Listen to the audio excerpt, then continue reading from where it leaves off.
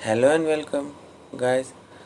मेरा नाम है राकेश और मैं स्वागत करता हूँ आपको आपके अपने YouTube channel Rakesh sir classes official पे। तो हम अपनी पढ़ाई शुरू करते हैं। हमने स्टार्ट किया था series class 11th NCERT chapter 1 chemistry का ये फाइनल वीडियो है। चैप्टर नंबर फर्स्ट इस वीडियो के बाद ख़त्म हो जाएगा। तो चलिए स्टार्ट करते हैं।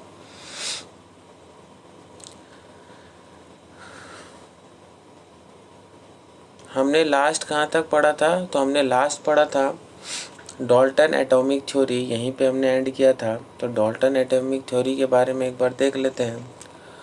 All substance made up of tiny individual particle called atom.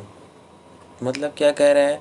मतलब ये कह रहा है कि सभी substance are made up tiny, मतलब जितने भी सब्सटेंस होते हैं ना वो एक छोटे, टाइनी मीन्स क्या होता है? टाइनी मीन्स होता है छोटे।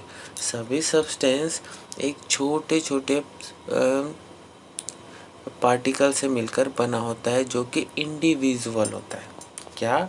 सभी सब्सटेंस है ना, जितने भी सब्सटेंस हैं वो छोटे छोटे पार्टिकल से मिलकर बना होता है जो कि इंडिविजुअल होता है। करेक्ट है। इसे ही क्या कहेंगे? इसे ही कहेंगे एटम। किसे? इस छोटे छोटे पार्टिकल्स को ही कहेंगे एटम। ठीक है, समझ में आ रहा है? नेक्स्ट पार्ट देखते हैं, point number 2। Atom of the same element are identical in shape. मतलब क्या कह रहा है? एटम मीन्स तो मैंने आपको बता दिया था। एटम किसे कहेंगे? इसको हिंदी में कहते हैं परमाणु। देखिए, इसका बहुत ही बेहतरीन एग्जाम्पल आपको बताऊं तो याद करिए, एटम क्या एटम बम होता था? एटम बम का नाम सुने हो? एटम बम अमेरिका ने गिराया था। एटम बम कहाँ गिराया था पता है आपको? थोड़ा सा अगर जनरल नॉलेज है आपको, हिरोशिमा एंड नागासाकी, ये जो दो एरिया हैं वहाँ पे एटम बम गिराया गया था, है ना। तो एटम बम गिराया गया था तो उससे आप ये याद रख सकते हो, क्योंकि उसे हिंदी में कहते हैं परमाणु। परमाणु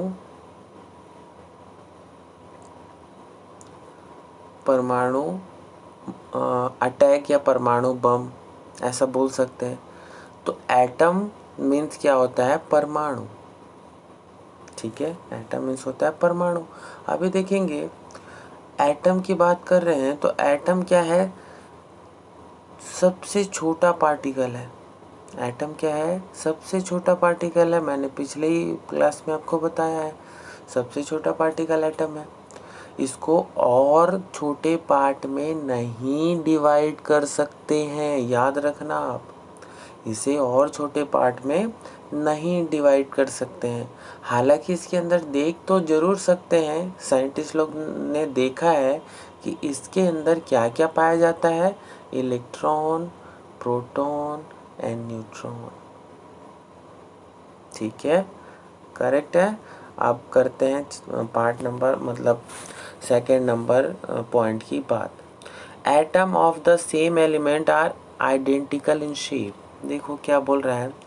एटम जो होता है ना, जब दो एटम आपस में मिल जाते हैं, जब दो एटम आपस में अपन मिलाते हैं तो इसे कहेंगे क्या? एलिमेंट। दो या दो से ज़्यादा है ना, टू और मोर देन, तो इसे कहेंगे क्या? एलिमेंट। तो इसने क्या कहा है सेकेंड पॉइंट ने? Atom of the same element are identical in shape, size, mass and other properties. मतलब क्या बोल रहा है कि जितने भी एलिमेंट है ना, इसके अंदर जितने भी एटम्स हैं, इन सभी एटम्स के क्या क्या सेम होने चाहिए? शेप, साइज, मास और प्रॉपर्टी, ये सारी चीज़ें सेम होनी चाहिए, ये कहा है इसने एलिमेंट में, है ना। सेम टाइप के एलिमेंट जो होते हैं ना, दो टाइप के, एक होता है सेम टाइप के एलिमेंट, एक होता है डिफरेंट टाइप के एलिमेंट, दो टाइप के एलिमेंट होते हैं। तो जो सेम टाइप के एलिमेंट है ना उसे ये कहेंगे, ठीक है। चले आगे करें, पॉइंट नंबर 3 देखते हैं। Atom of different element are different in all respects. देखो मैंने बताया ना, अगर डिफरेंट एलिमेंट है, सेम एलिमेंट है तो सब सेम रहने चाहिए, और डिफरेंट एलिमेंट है तो उनका शेप, साइज, सब ये सब डिफरेंट होना चाहिए। जो ये लिखा हुआ है ना शेप, साइज, इसका सेम रहना ज़रूरी नहीं है। किस में?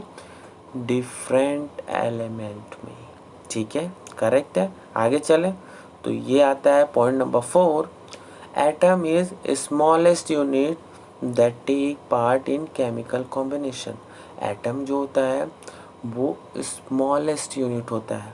जॉन डाल्टन ने बहुत बढ़िया बताया है कि एटम जो है वो स्मॉलेस्ट यूनिट होते हैं, एकदम स्मॉलेस्ट यूनिट है ना, that take part in chemical, जो कि क्या करते हैं, केमिकल रिएक्शन में पार्ट लेते हैं, ठीक है। जैसे ये एलिमेंट नंबर 1 है, ये एलिमेंट नंबर 2 है, तो इसके ये एटम है, इसके ये एटम है, जो क्या कर रहे हैं, केमिकल रिएक्शन में पार्ट ले रहे हैं।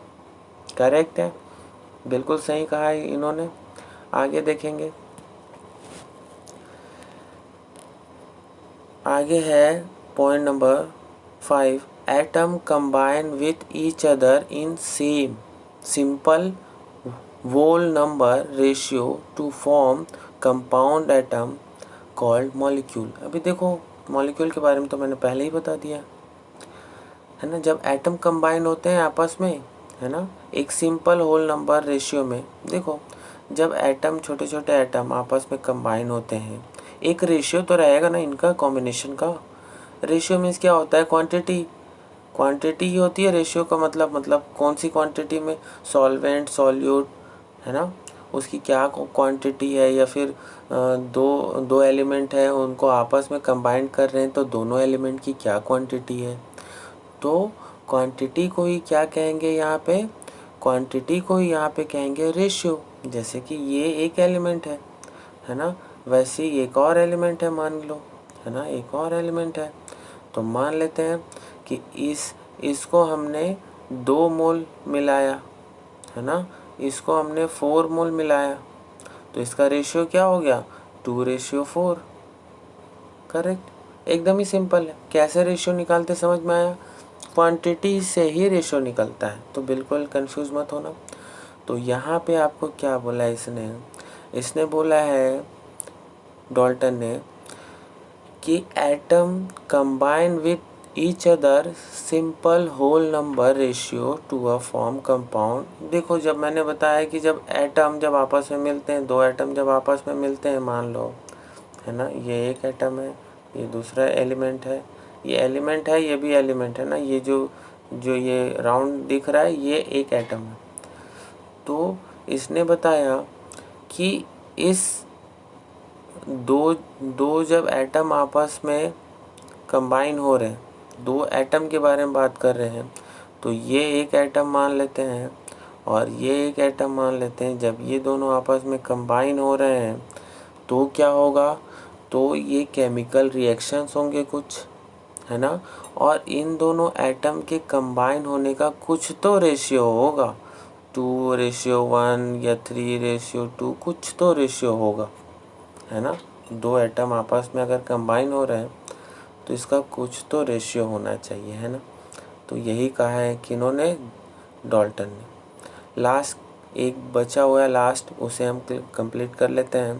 तो जो लास्ट है, atom can not be created, divided और डिस्ट्रॉयड। मतलब एटम को हम ना क्रिएट कर सकते हैं, ना डिवाइड कर सकते हैं, ना डिस्ट्रॉय कर सकते हैं। एकदम ये तो पढ़ने से ही समझ में आ रहा है। एटम सबसे छोटा पार्टिकल ज़रूर है, लेकिन हम इसे बना नहीं सकते, इसे तोड़ नहीं सकते, डिवाइड नहीं कर सकते, और इसको नष्ट नहीं कर सकते, यानी डिस्ट्रॉय नहीं कर सकते। एकदम इजी है। कैसे, ड्यूरिंग एनी केमिकल और फिजिकल, मतलब कुछ भी चेंजेस कर लो इसमें, फिजिकल चेंज कर लो, केमिकल चेंजेस कर लो, नहीं कर सकते अपन। किसने बताया ये? डाल्टन ने। यहाँ पे डाल्टन का एक ड्रॉबैक था जो मैं आपको बता देता हूँ। डाल्टन ने क्या कहा, ये जितना भी इन्होंने थ्योरी दिया है उसमें सबसे छोटा उन्होंने माना है एटम को।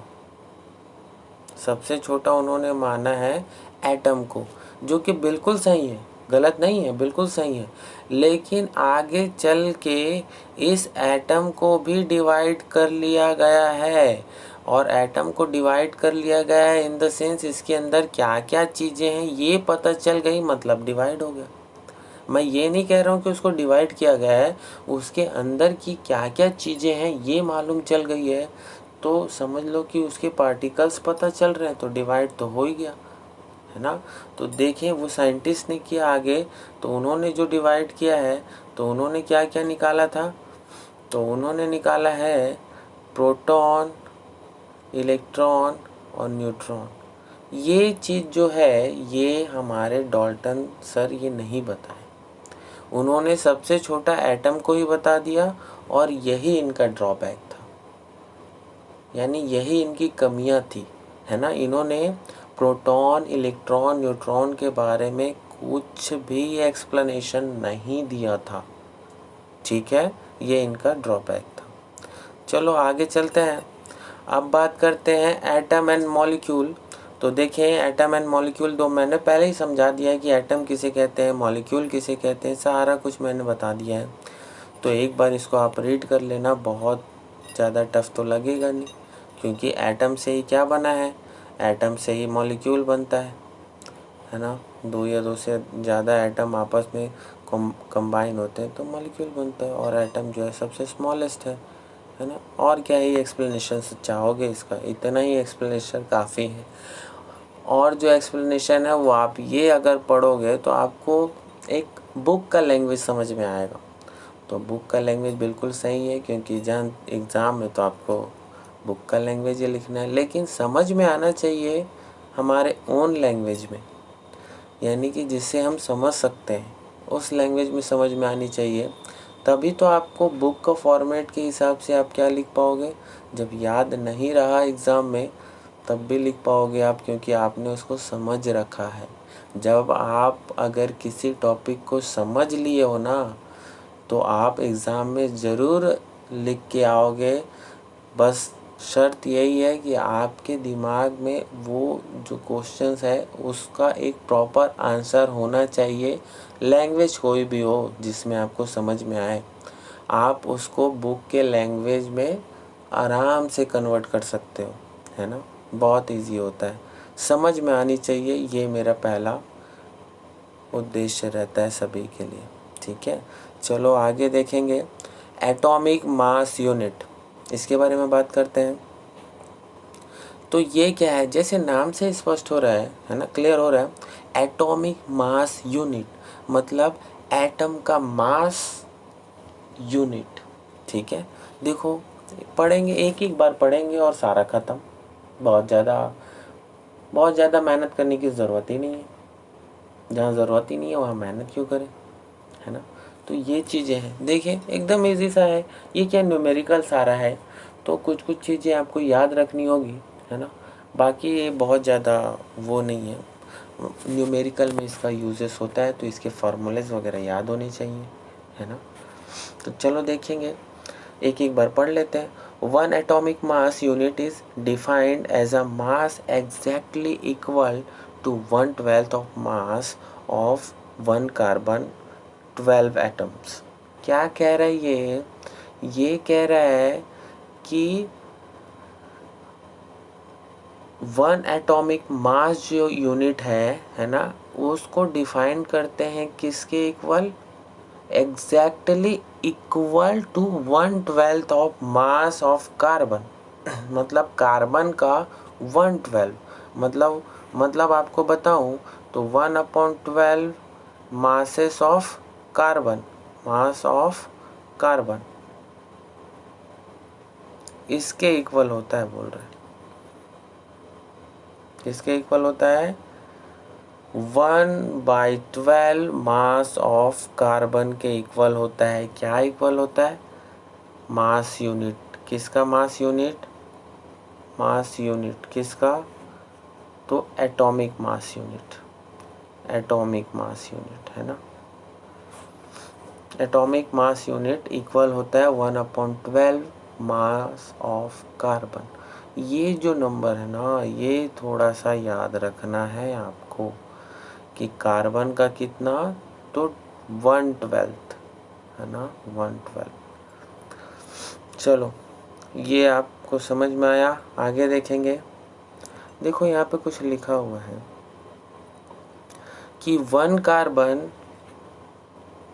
है ना, वो यहाँ पे देखेंगे इस वाली लाइन में 1 कार्बन जो लिखा है -12 आइटम, ये 1 कार्बन का 12 आइटम एंड 1 AMU। देखो 1 AMU का क्या है, 1 AMU इसका कितनी है वैल्यू, तो इसकी वैल्यू है 1.6059 इंटू 10⁻⁻24 है ना। ये याद रखना है आपको, ये बहुत ज़रूरी होता है। 1 AMU इज इक्वल टू कितना होता है ना। तो U, यहाँ पे जो U है ना, U का मतलब होता है यूनिफाइड मास, मतलब ये सारा मतलब मिल जाता है सब कुछ है ना। यूनिफाइड मास जो होता है उसकी ये वैल्यू होती है, यूनिफाइड मास की वैल्यू है ये, ठीक है। आगे चलते हैं, आगे देखते हैं एटॉमिक मास। तो एटॉमिक मास क्या होता है, atomic mass of an element is defined as the average relative mass of an atom of an element as compared to the mass of an atom carbon 12 taken as 12। देखो ये जो theory है ना, ये तो आप पढ़ के ही समझ लोगे, ये जो थ्योरी है ना ये पढ़ के ही समझ में आ जाएगी। ये मेन चीज़ ये है जो इसका फॉर्मूला है, तो देखो यही चीज़ें लिखी हुई है उसमें और कुछ नहीं।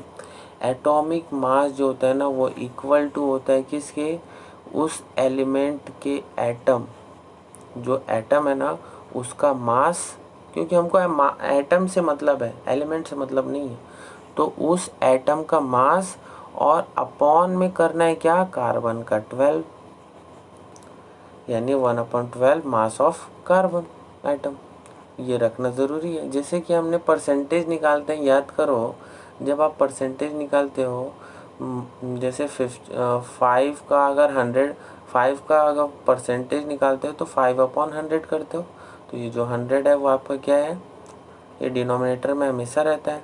क्यों, क्योंकि आप निकाल रहे हो परसेंटेज मैथ्स में है ना। वैसे ही यहाँ पे आपको मास निकालना है तो आपके डिनोमिनेटर में ये ज़रूर होने चाहिए क्या, कार्बन 12, ठीक है।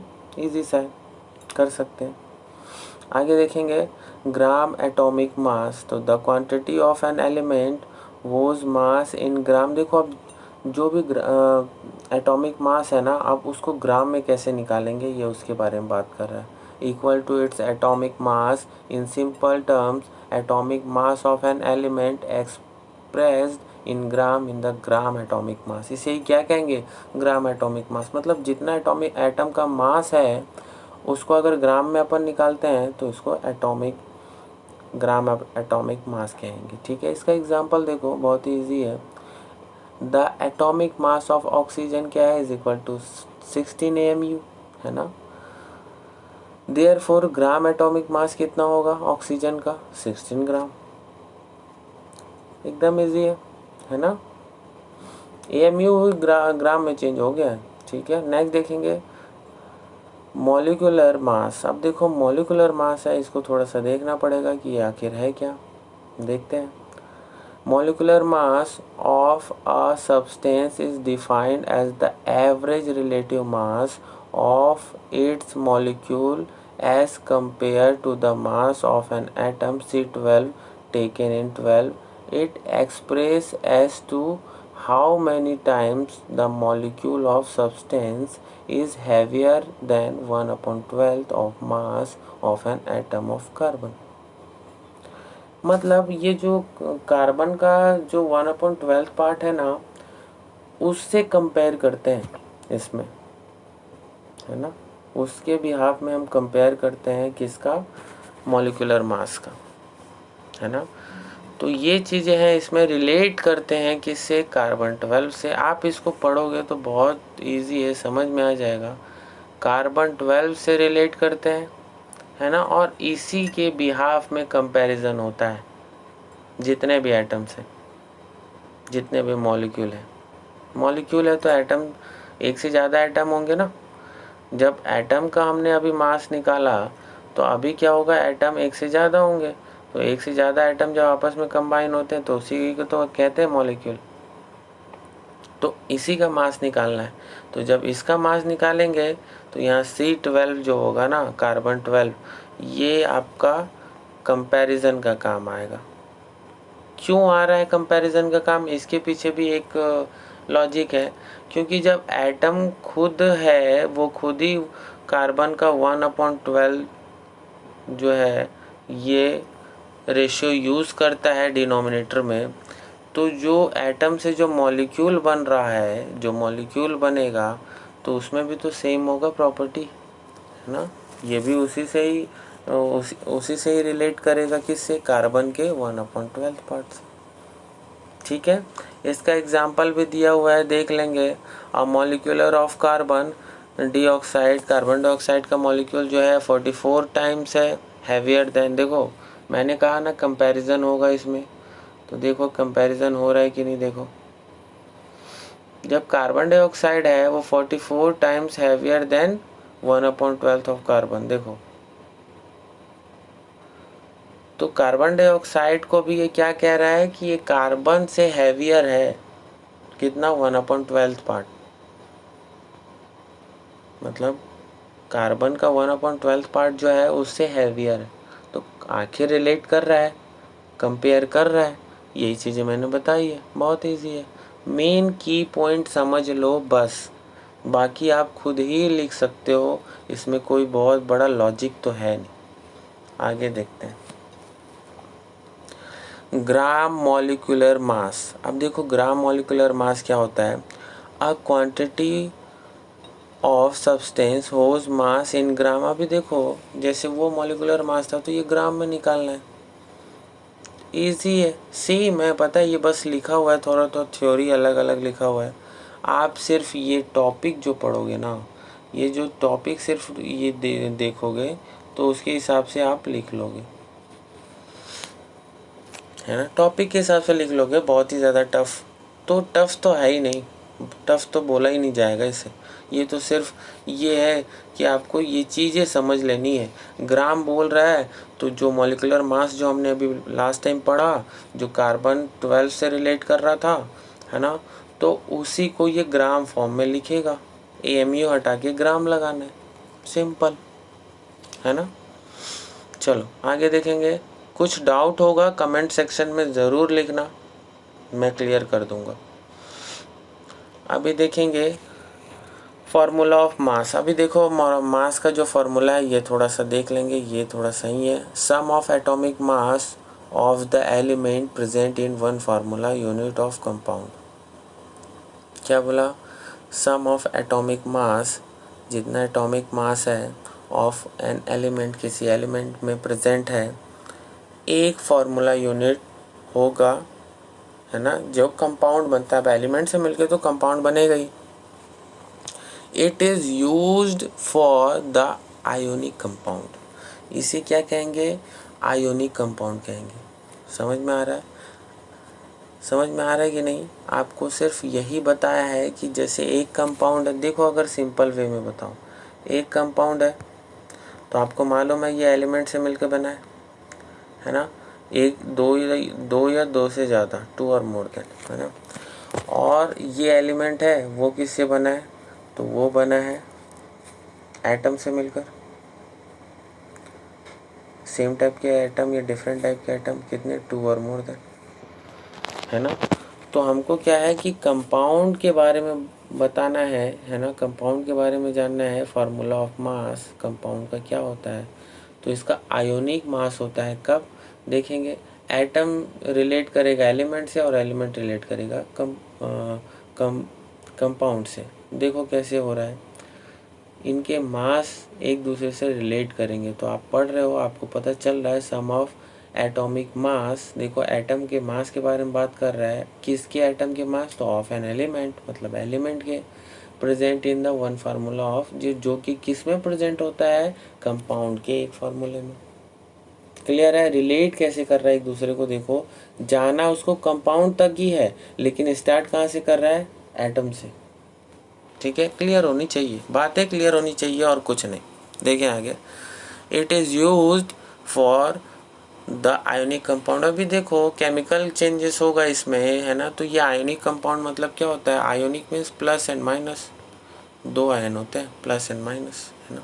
आगे देखते हैं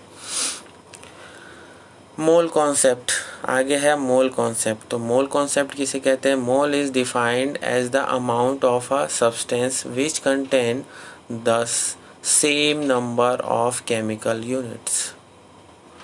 मोल तो समझ में आता ही होगा, बहुत ज़्यादा ये तो समझने वाली चीज़ ही नहीं है। मोल मीन्स क्वांटिटी कहा जाएगा एक, है ना। तो mole is defined as a amount of amount यानी क्वांटिटी, है ना, किसका, सब्सटेंस का, जो कि कंटेन करता है क्या, जो कि कंटेन करता है एटम, मॉलिक्यूल, आयोन, इलेक्ट्रॉन, यही सब कंटेन करेगा। एटम क्या कंटेन करेगा, एटम तो यही सारा चीज़ कंटेन करेगा ना। एटम से मॉलिक्यूल, या तो देखो, या तो आपको अमाउंट क्वांटिटी किसकी किसकी चाहिए, एटम की क्वांटिटी चाहिए, है ना। देखो mole as defined as amount of substance which contain the same number of chemical unit, है ना। क्या बोल रहा है कि क्या सब्सटेंस करता है, मोल। मोल मतलब क्या होता है, क्वांटिटी, मतलब कितने क्वांटिटी में हम कोई भी एलिमेंट या कोई भी एटम या कोई भी मॉलिक्यूल या कोई भी आयन, इलेक्ट्रॉन कितने क्वांटिटी में ले रहे हैं, तो वो उसका मोल है। एकदम सिंपल है। तो उसके अंदर देखो कंटेंट क्या आ रहा है, तो कंटेंट वही सब आ रहा है, एटम, मॉलिक्यूल, आयन और इलेक्ट्रॉन, इन्हीं लोगों का तो हम मोल लेंगे, 1 मोल, 2 मोल, 3 मोल, जो भी है इसकी क्वांटिटी है वो, है ना। जैसे अपन क्या करते हैं, कोई भी जनरली शॉप में जाएंगे जनरली, है ना, राशन दुकान या कहीं भी, तो वहाँ अगर हमको राइस लेना है तो हम क्या से लेंगे, राइस लेना है तो हम क्वांटिटी कैसे मेज़र करेगा वो शॉपकीपर, तो केजी में मतलब केजी या ग्राम, किलोग्राम या ग्राम में वो मेज़रमेंट करके हमको देगा। वैसे ही अगर आप केमिकल रिएक्शन कर रहे हो तो कोई सब्सटेंस या कोई मॉलिक्यूल या कोई एटम कुछ ले रहे हो, तो उसको किसी में तो मेज़र करना पड़ेगा, तो उसे मेज़रमेंट होता है मोल में, मतलब कितने मोल आपने एटम लाए, कितने मोल आपने एटम मिलाए, कितने मोल आपने मॉलिक्यूल मिलाए हैं। तो ये सारी चीज़ें इसमें होती है। इसमें भी कार्बन 12 बहुत इम्पोर्टेंट होता है, याद रखना, कार्बन 12 बहुत इम्पोर्टेंट है इसमें। अ मोल रिप्रेजेंट अ कलेक्शन ऑफ, देखो ये जो नंबर है ना, ये एकदम याद कर लो, ऐसा ही याद कर लो ना कि ज़िंदगी में कभी मत भूलो, क्योंकि ये इतना इम्पोर्टेंट है ना कि आप बता रहा हूँ आपको, कहीं ना कहीं ये टकरा जाएगा, हर जगह मिलेगा ये, है ना। ये ऐसा नंबर है, तो इसे ही एवोगैड्रो नंबर से भी कहेंगे, है ना। और 1 मोल इज इक्वल टू इतना ही होता है। अगर कोई बोले कि 1 मोल का डिजिटल फॉर्म क्या है या डिजिटल नंबर क्या है, तो आप ये लिख के दोगे उसे, और इसे ही कहते हैं एवोगैड्रो नंबर, है ना। ठीक है, एवोगैड्रो क्यों नाम दिए, क्योंकि एक साइंटिस्ट था, उसका हमने पिछले वाले वीडियो में पढ़ा है, उसने क्या क्या कहानी बताया था, तो बस उसी का नंबर है ये, है ना। कंक्लूज़न निकाल के दिया उसने। ठीक है, तो ये चीज़ हो गया। अभी देखेंगे the mass of 1 mole of a substance in gram is called a molar mass. अब देखो मोलर मास क्या होगा, मोलर मास मतलब होता क्या है, मोलर मास मतलब होता है कि जितने भी सब्सटेंस है उसको ग्राम में अपन कन्वर्ट कर लिए तो मोलर मास। अभी देखो इसको ग्राम में क्यों कन्वर्ट कर रहे हैं हर बार, ये नहीं समझ में आ रहा है मुझे, है ना। ग्राम में क्यों कन्वर्ट कर रहे हैं हर बार, तो ग्राम में कन्वर्ट करने का एक बेसिक रीज़न है, ग्राम में कन्वर्ट करने का एक बेसिक रीज़न है। क्या रीज़न है ग्राम में कन्वर्ट करने का, तो ग्राम में कन्वर्ट करने का रीज़न है, ऐसा यूनिट में ना, ऐसा यूनिट में ग्राम जो है उससे मेज़र होता है, ठीक है, इसीलिए SI यूनिट में ग्राम से मेज़र होता है। ठीक है, जैसे इसका एक एग्ज़ाम्पल अगर मैं दूं तो जैसे हम अगर लेंथ का मेज़र करते हैं फीट में, इंचेस में, करेक्ट है, कितने इंच है, फीट है, ऐसा अपन मेज़र करते हैं। लेकिन SI यूनिट मतलब जो स्टैंडर्ड यूनिट है किसका, इंटरनेशनल, मतलब इंटरनेशनल लेवल का, तो वो SI जो यूनिट है ना, वो आपको ये जो लेंथ है ये लेंथ का है, तो ये लेंथ को कैसे मेज़र करेगा, तो लेंथ को वो हमेशा मेज़र करेगा मीटर में। उसे नहीं मतलब फीट, उसे नहीं मतलब इंच, वो सिर्फ मीटर समझता है और कुछ नहीं समझता। तो वैसे ही मास को वो मास जो है, मास अगर मास का मेज़रमेंट अगर करेंगे किसी भी एलिमेंट या किसी भी कंपाउंड का या एटम का, तो वो समझेगा क्या, किलोग्राम या फिर ग्राम, वो सिर्फ यही दोनों समझता है, इसीलिए हमको कन्वर्ट करना पड़ता है। ठीक है, और बाकी कोई बहुत बड़ा रीज़न तो है ही नहीं, सिंपल सा रीज़न है। ठीक है, तो ये हुआ हमारा क्या, मोलर मास। अब आगे देखते हैं मोलर वॉल्यूम। देखो सारा कुछ सेम ही है। मोलर वॉल्यूम जो होगा, तो इसमें मैंने एक बार पिछले लास्ट 3rd या 2nd नंबर वाले वीडियो में मैंने बताया था कि वॉल्यूम है, तो यहाँ पे आपको क्या है, टेम्परेचर जहाँ आएगा वहाँ पे आपको ये मालूम करना है कि 273, ये जो नंबर है ना, ये नंबर याद रखना है, क्योंकि ये जो नंबर है 273 ना, यही कन्वर्ट करता है किसको, डिग्री सेल्सियस को कन्वर्ट करता है ये किस में, केल्विन में। ठीक है, डिग्री सेल्सियस मीन्स टेम्परेचर को कन्वर्ट करता है केल्विन में, करेक्ट है, तो ये याद रखना है। तो देखो मैं बता रहा हूँ, the volume occupied by 1 mole of any substance is called its molar volume. Molar volume किसे कहेंगे, कि जो वॉल्यूम जो ऑक्यूपाइड कर रहा है, जो एरिया है ना, वॉल्यूम में होता है क्या, जो एरिया ऑक्यूपाइड करता है। 1 मोल ऑफ इस सब्सटेंस, अब देखो इस सब्सटेंस का 1 मोल, जैसे ये एरिया ऑक्यूपाइड कर रहा है, ये कोई सब्सटेंस है जो एक एरिया इसने ऑक्यूपाइड किया है, तो इसके एरिया जो जितना इसने ऑक्यूपाइड किया है, इसके 1 मोल को ही, इसके कितने, 1 मोल को ही क्या कहेंगे, मोलर वॉल्यूम। ठीक है, it is denoted by VM। VM से डिनोट करते हैं, मतलब क्या, वॉल्यूम ऑफ मास से डिनोट करते हैं। ठीक है, आप देखेंगे इसके आगे क्या बोला है, इसके आगे बोला है 1 mole of, sorry volume of mole होगा ना, volume of mole, volume of mass नहीं होगा, वॉल्यूम ऑफ मोल होगा, सॉरी। आगे देखेंगे 1 mole of all gases substance eight 273 kelvin. देखो वो एक मोल में देखो 1 मोल में गैस का जो सब्सटेंस होता है वो 273 केल्विन होता है। मैंने देखो अभी बताया कि 273 केल्विन लेते हैं। अब 273 केल्विन क्यों लेते हैं, क्योंकि देखो साइंटिस्ट जो होता है वो क्वांटिटी भी जानता है, तो मोल के अकॉर्डिंग जानता है, 1 मोल 2 मोल 3 मोल, वो मोल के अकॉर्डिंग जानता है।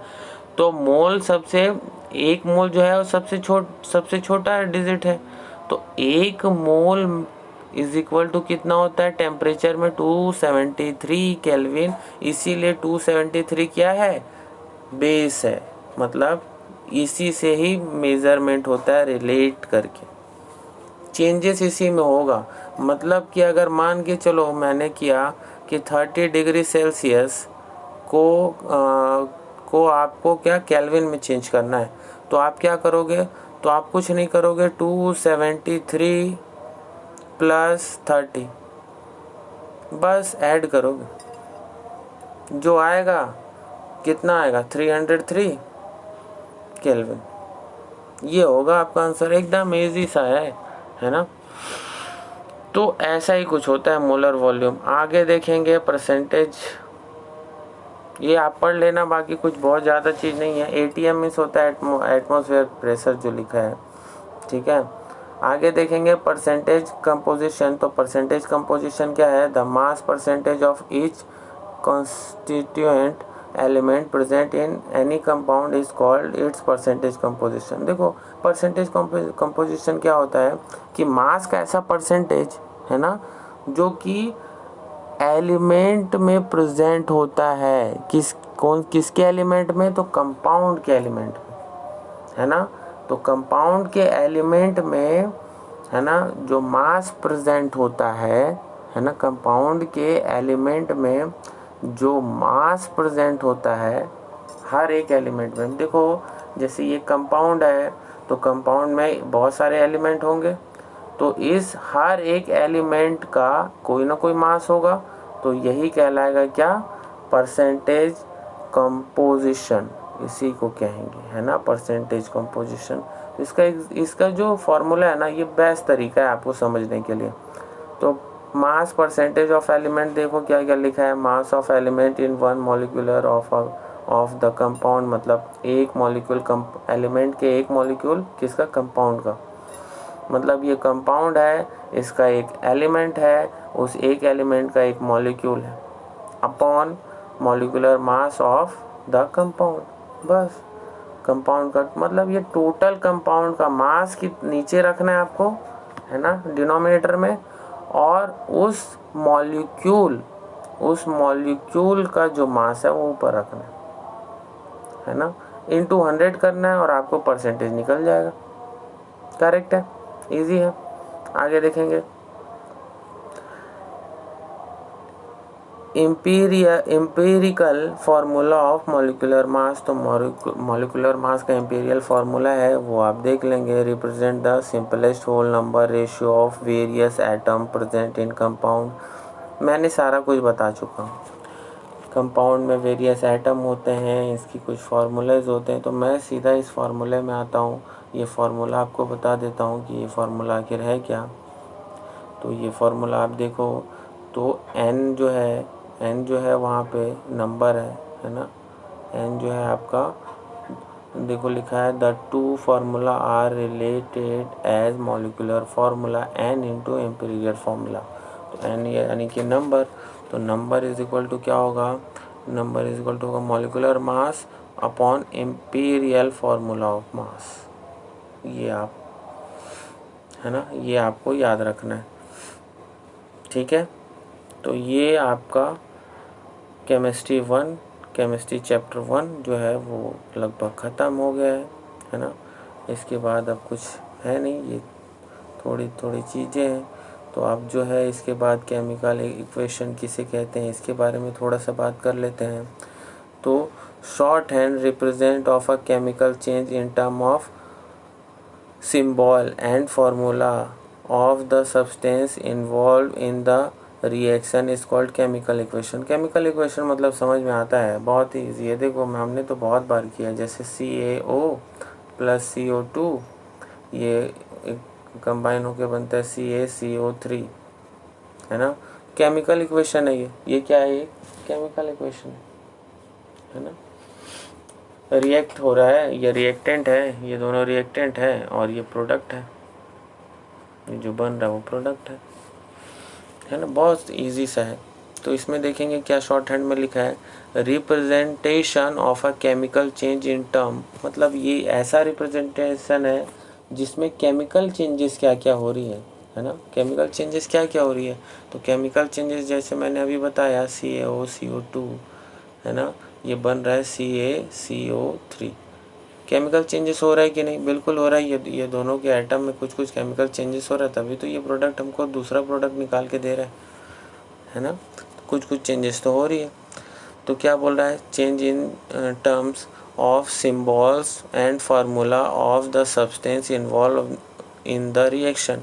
तो जो सब्सटेंस, इसको सब्सटेंस बोला जा रहा है, जो सब्सटेंस इसमें क्या हो रहे हैं, ऐड हो रहे हैं या रिएक्ट हो रहे हैं, है ना, वो जो सब्सटेंस रिएक्ट हो रहे हैं और उसके बिहाफ में हमको क्या मिल रहा है? प्रोडक्ट मिल रहा है। इसी सारे प्रोसेस को केमिकल इक्वेशन कहा जाता है, ठीक है। आगे देखेंगे the substance that react among themselves to bring about the chemical changes are known as reactant. देखो मैंने बताया ना, मैंने तो बताया ही था कि अभी उसको सब्सटेंस बोल रहा है, दो चीज़ें थी, जैसे कि मैं इसका नाम ही लिख लेता हूँ, CaO और CO2, ये दोनों को रिएक्टेंट बोल रहा है वो, है ना। इसके बाद जो बनेगा CaCO3 वो प्रोडक्ट बनेगा, वही चीज़ें बताया हैं इसने। देखो इसके बाद आएगा लिमिटिंग रीजेंट, है ना। लिमिटिंग रीजेंट ये क्या होता है? लिमिटिंग रीजेंट के बारे में बात करेंगे तो देखते हैं लिमिटिंग रीजेंट क्या होता है। The reactant which get consume first और limits of the amount of product formed in known as limiting reagent। reagent means क्या होता है? reagent मीन्स होता है कि जितने भी उसमें सॉल्वेंट मिल रहे हैं, है ना, सॉल्यूशन में जितने भी सॉल्वेंट मिल रहे हैं उनकी क्वांटिटी क्या है ना, उनकी क्वांटिटी की लिमिटेशंस, कि कितनी क्वांटिटी में वो सॉल्वेंट उस सॉल्यूशन में मिलाया जा रहा है। अब आपको ये नहीं पता चल रहा होगा कि सॉल्वेंट क्या होता है, सॉल्यूट क्या होता है, सॉल्यूशन, तो आपको क्लियर कर देता हूँ।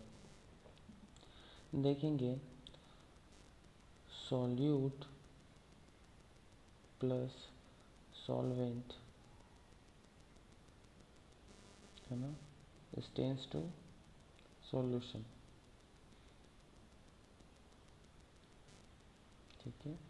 मतलब आपको क्या समझ में आ रहा है यहाँ से समझ में आ रहा है कि सॉल्यूट मतलब क्या हुआ?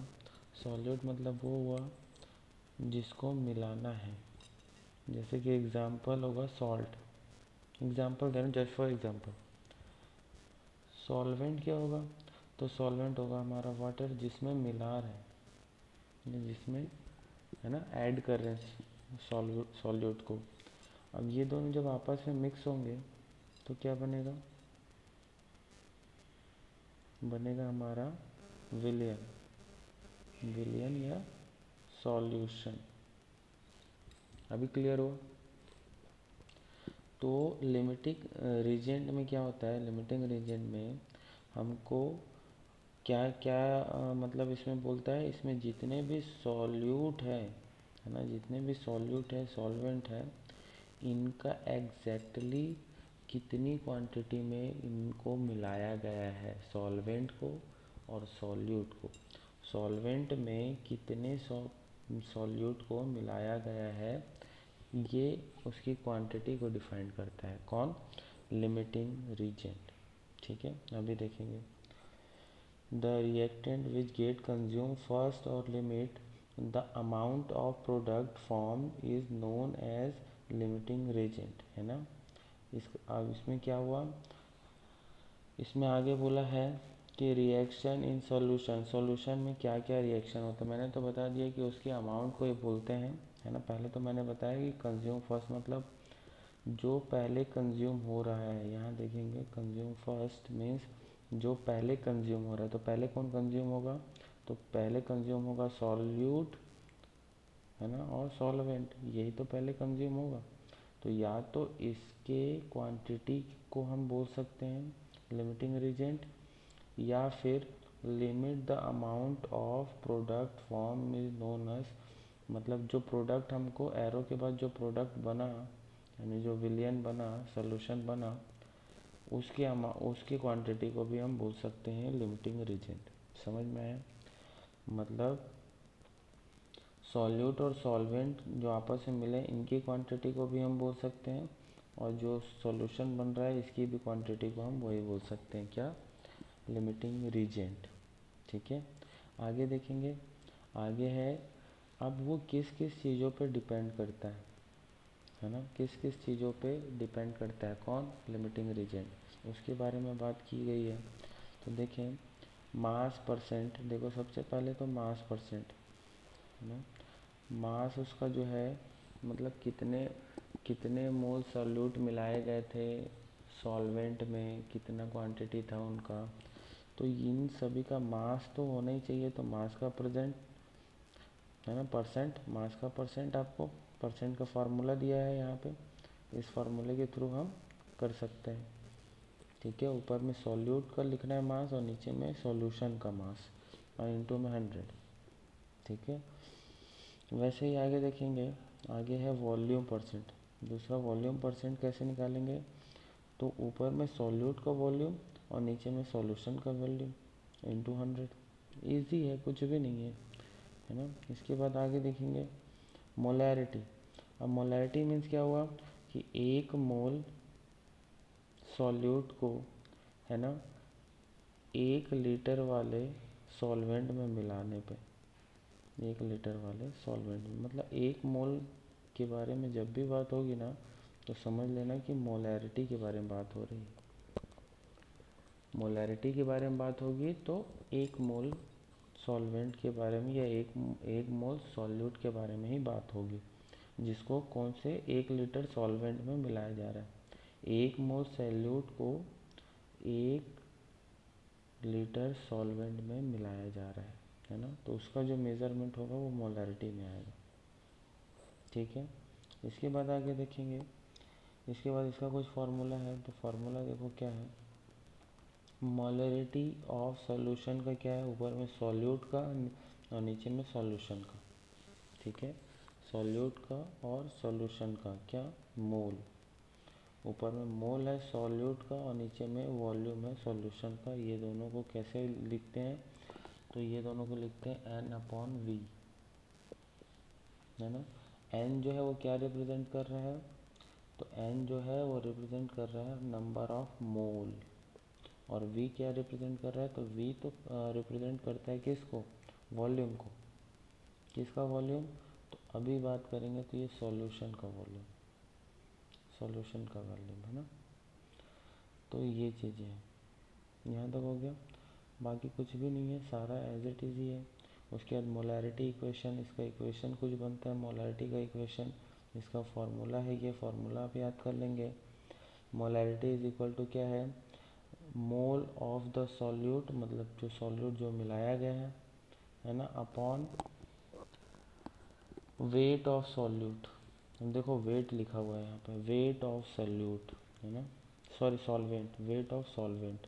तो जो सॉल्वेंट का वेट है मीन्स ये क्या है, ये अगर हम एग्जांपल में बात करें तो ये है आपका सॉल्ट, मतलब सॉल्ट, सॉल्यूट, सॉल्ट को मिलाया गया था, और सॉल्वेंट यानी कि ये है वाटर। तो वाटर को हमको क्या में लेना है, ग्राम में, इसको लेना है ग्राम में, और इसको इसको क्या लेना है, सॉल्ट को कितने मोल, मतलब 3 मोल है, 4 मोल है, जो भी है ना। तो मोल में मेज़रमेंट होगा कौन, सॉल्यूट, और जबकि सॉल्वेंट जो होगा वो ग्राम में मेज़रमेंट होगा। और अगर इसको इंटू में 1000 कर देंगे तो आपकी मोलैरिटी निकल जाएगी। मोलैरिटी निकालने के लिए इंटू में 1000 करते हैं। ठीक है, क्लियर है। तो ये आपका लगभग ख़त्म हो गया है। अब लास्ट जो है mole fraction in the ratio. अब देखो मोल फ्रैक्शन का कुछ रेशियो है। तो सॉल्यूट, जब आपको सॉल्यूट निकालना है, मोल फ्रैक्शन जब निकालना है और सॉल्यूट निकालना है, तो उसका ये फार्मूला हो जाएगा। क्या है formula, mole of the solute, मतलब सॉल्यूट मीन्स क्या होगा, सॉल्ट, याद रखना भूलना मत, जिसको मिला रहे हैं। मोल ऑफ सॉल्यूट, तो इसमें भी सॉल्ट, है ना, प्लस सॉल्वेंट यानी वाटर। नीचे में क्या रहेगा, सॉल्ट प्लस वाटर, और ऊपर में क्या रहेगा, सॉल्ट। ठीक है, ये क्या क्या का है, तो ये है सॉल्यूट का, और सॉल्वेंट का रहेगा तो ऊपर में सॉल्वेंट रहेगा और नीचे में तो एज इट इज़ रहेगा। ठीक है, सिर्फ आपको इसका नॉमिनेटर है वही चेंज होगा, डिनोमिनेटर सेम रहेगा। सॉल्वेंट का निकाल रहे तो सॉल्वेंट का मोल ले लो, और सॉल्यूट का निकाल रहे तो सॉल्यूट का मोल ले लो, है ना। इसके बाद ये लास्ट एक लाइन लिखा है, देखो ध्यान से, mole fraction of the solute plus mole fraction of solvent is equal to 1। मतलब दोनों का फ्रैक्शन अगर ऐड करें, किसका, सॉल्यूट का, मतलब ये सॉल्यूट मीन्स क्या होगा, सॉल्ट जिसको मिला रहे, और सॉल्वेंट यानी ये वाटर, इन दोनों को अगर फ्रैक्शन को हम ऐड करेंगे तो आंसर क्या मिलेगा, 1 मिलेगा। क्लियर है। बस, तो ये हमारा चैप्टर 1 ख़त्म हो गया। कैसा लगा गाइस, ये जो हमारा केमिस्ट्री का चैप्टर 1 जो है वो ख़त्म है यहाँ से। इसके बाद आपको कुछ 1 मार्क्स के क्वेश्चंस वगैरह हैं। तो कैसा लगा ये वीडियो, कमेंट सेक्शन में कमेंट ज़रूर करना, चैनल को सब्सक्राइब करना और इस वीडियो को लाइक करना। कुछ डाउट हो तो कमेंट करना और सब्सक्राइब कर लेना ज़रूर और शेयर करना, अपने दोस्तों में इस वीडियो को शेयर करना। धन्यवाद। Thank you for all students.